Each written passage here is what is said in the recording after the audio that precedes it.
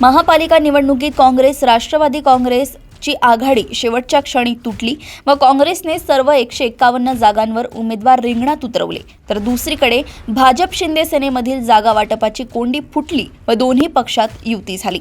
भाजपकडून 70% तर काँग्रेसने 80% नवीन चेहऱ्यांना उमेदवारी दिली आहे। नागपूर महाविकास आघाडी व महायुतीचे काय होणार याचा सस्पेन्स अखेरपर्यंत कायम होता। भाजप व शिंदे सेनेची बोलणी जागा वाटपावरच चढली होती, मात्र अखेर केंद्रीय मंत्री नितीन गडकरी यांच्या घरी सोमवारी रात्री बैठक झाली व त्यात शिंदे सेनेला 8 जागा देण्याबाबत निश्चिती झाली। त्यातील 6 जागांवर भाजपचेच उमेदवार आहेत। त्यामुळे शिंदे सेनेच्या कार्यकर्त्यांनी मंगळवारी पंचशील चौकात आंदोलन देखील केले। महायुतीतील घटक पक्ष असलेल्या राष्ट्रवादी काँग्रेसने अगोदरच स्वबळावर लढण्याची भूमिका घेतली।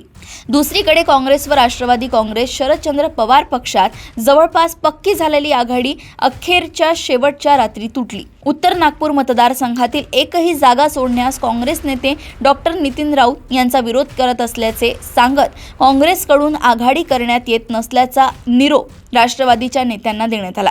त्यामुळे राष्ट्रवादीने सावध होत सकाळी तब्बल 79 उमेदवारांना एबी फॉर्म दिले।